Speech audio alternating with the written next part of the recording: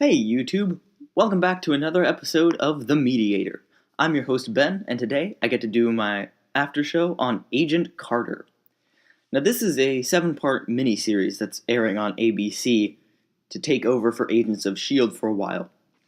And for the time being, I'm going to film an after show.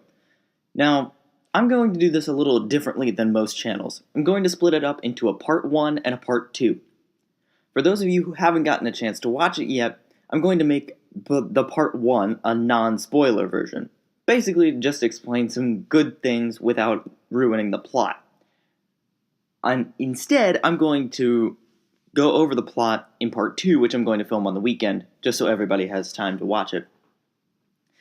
Now, Agent Carter is a really awesome series. It goes back to 1946 and follows Peggy on her really awesome adventure. I don't want to give too much away, but basically, Howard Stark is framed as a terrorist after his weapons are sold on the black market, and he asks Peggy for help. Now, this spirals out into a bunch of different adventures, which is really fun.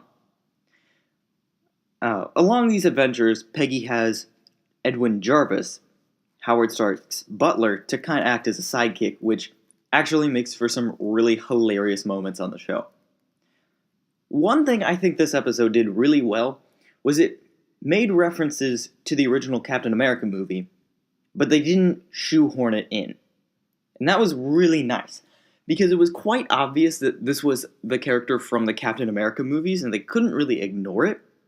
So they obviously had to make mention of it, but they wove them in really well.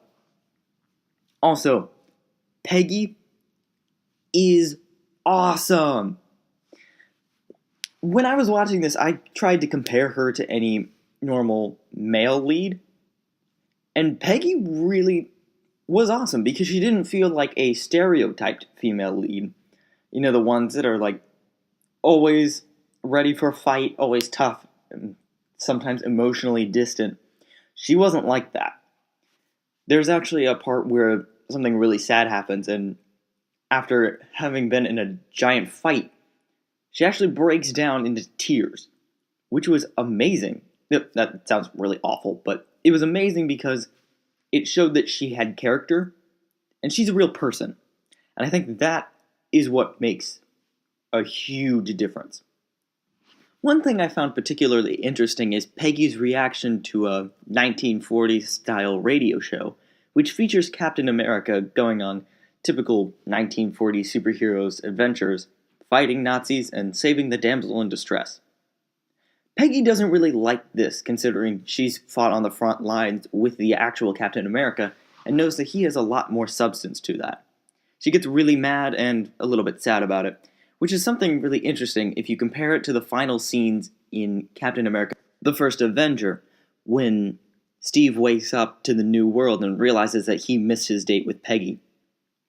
I found it interesting because it's like the other side of the story that we never got to see in the movie. Overall, I loved the first 2 episodes. They were really interesting and shed a new light on Peggy Carter.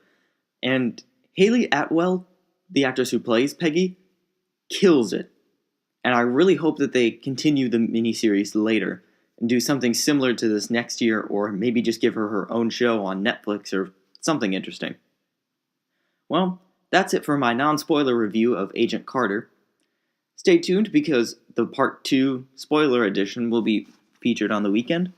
Thank you guys so much for watching. Please like, comment, and subscribe, and I will see you all later. When the comics come to screens, you know who to call.